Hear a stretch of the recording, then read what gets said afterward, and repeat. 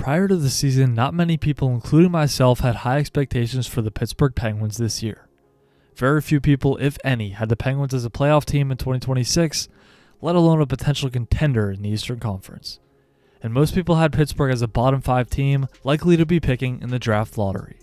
But when you have a leadership group that includes legends like Sidney Crosby, Evgeni Malkin, and Kris Letang, coupled with a new head coach that isn't afraid to shake things up, a general manager that isn't afraid to take chances, and new players in the lineup bringing new energy and excitement that the Penguins haven't had in years, it truly makes for a perfect storm.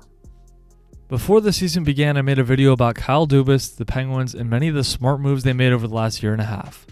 And while I was right about how good of a job Dubas has done, one thing I didn't really consider was that, hey, the Pens could actually end up being pretty good this year. And although I was wrong about that, I'm certainly not the only one. Almost no one predicted Pittsburgh making the playoffs this year. But that's exactly what makes sports so fun. The games aren't played on paper, and I should have never counted out a team led by some of hockey's all-time greats. We're nearly at the Olympic break. The Pittsburgh Penguins currently find themselves in second place in the Metro Division, meaning that if the playoffs started today, they would have home ice in round 1 against the New York Islanders. A lot can change in the last 25 or so games of the season, but it's pretty remarkable that the Penguins are where they are in the standings at this point in the year. The team started off the season by honoring one of the franchise's most iconic players and fan favorite Marc-Andre Fleury, letting him play in a Pittsburgh sweater one final time in a preseason game. And I can tell you from being at the game, it was like a playoff atmosphere with a sold-out crowd and fans cheering every time Fleury touched the puck. Truly one of the coolest ways to send a player off into retirement. The Penguins then shut out the New York Rangers in the first game of the regular season, and Mike Sullivan's first game against his former team, and would end up going 8-4 overall in October. The team continued to hang around the playoff picture during November, but in December they would lose 8 games in a row from December 7th to the 20th, which included some gut-wrenching blown leads very late in games. But this team hasn't given up one bit in the new year, winning 11 games over the month of January, which included a 6-game win streak. Sidney Crosby has been playing at an MVP level for most of the season, having one of, if not the best seasons a 38-year-old player has ever had in the NHL. He's currently top 20 league-wide in both goals and points. And his line mates Brian Rust and Rickard Rakell, while both of them have missed some time due to injury, have both been very solid contributors when in the lineup. Evgeni Malkin, who is rumored to be in his final season, now wants to come back for at least another year, and if I'm the Penguins, there's no reason why I wouldn't re-sign him for next year. He currently has 43 points in 40 games, having his best season in 3 years at 39 years old.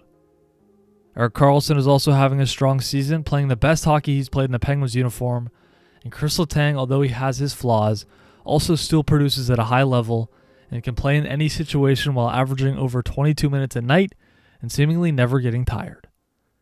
And while the veteran core playing well is the key ingredient to the Penguins' success, the biggest reason why they've been able to sustain this level of play is due to their depth in their lineup this year and some of the new additions having career years.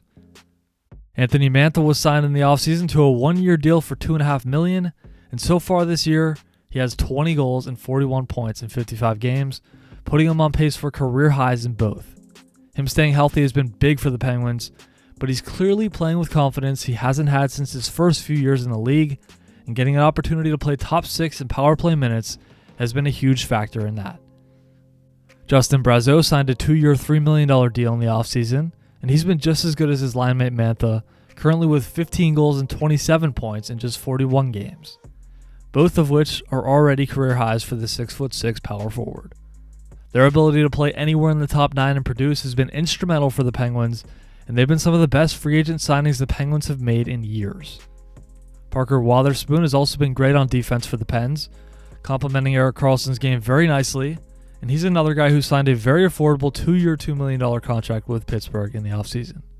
Rookie centerman Benjamin Kindel has also been truly unbelievable this year, not only because of how good he's been, but also just the fact that he's playing for the Penguins this early in his career at all. He was just drafted in 2025 at 11th overall, which means he's still just 18 years old, and he's one of just 2 players from the 2025 draft to have played in over 20 games so far this season, the only other one being the first overall pick, Matthew Schaefer. Kindel has been fantastic, currently with 12 goals and 25 points in 52 games, and he's really looked like he belongs in the NHL, which is something people rarely can say about a player as young as he is. Another player who's been solid for the Pens this year is centerman Tommy Novak, who was only able to play in 2 games for the team last year due to injury. He's producing at a solid level, and him being able to take over as the number 2 center has freed up Evgeni Malkin to move to the wing, which is a much less demanding position, especially on the defensive side of the puck for a player his age. GM Kyle Dubas also made another sneaky great move acquiring 25-year-old winger Yegor Chinakhov from the Columbus Blue Jackets for Danton Heinen and a 2nd and 3rd round pick. He has 8 goals in 17 games so far for the Penguins and has a rocket of a shot. He's also developed some solid chemistry with Evgeni Malkin already and has really elevated the depth of the Penguins lineup. The Penguins' 4th line has also been excellent, with Connor Dewar, Noel Acciari, and Blake Lizotte. These guys not only bring energy, kill penalties, block shots, and know their role, but they've also been chipping in on offense a good deal throughout the season. Dubas and the Pens also made a huge trade back in December, shipping Tristan Jarry off to the Edmonton Oilers, along with Sam Poulin, for goaltender Stuart Skinner, D-man Brett Kulak, and a 2nd round pick in 2029. As a Penguins fan, I absolutely love this move. Skinner's on a much better contract compared to Jarry, and you could argue on which goalie is actually better. Skinner also has a better playoff track record, having helped the Oilers to the finals in back-to-back seasons.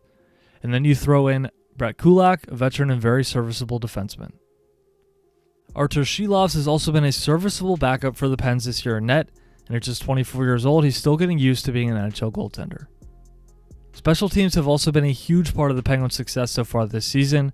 They are 3rd in the NHL in power play percentage, clicking at just over 26% at the moment. And the penalty kill has been just as good, 3rd league-wide, with a success rate of about 84%.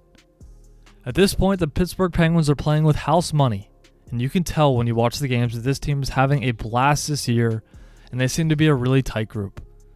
It's been fun watching Crosby, Malkin, Letang, and the rest of the crew that's been on the team for a while have this kind of success at this stage of their careers, and you can tell how much it means to them to have a chance to compete for a playoff spot down the stretch this season. I can't wait to see how everything plays out, but with how tight all the teams seem to be in the Eastern Conference standings, it's really anyone's ballgame when the playoffs roll around.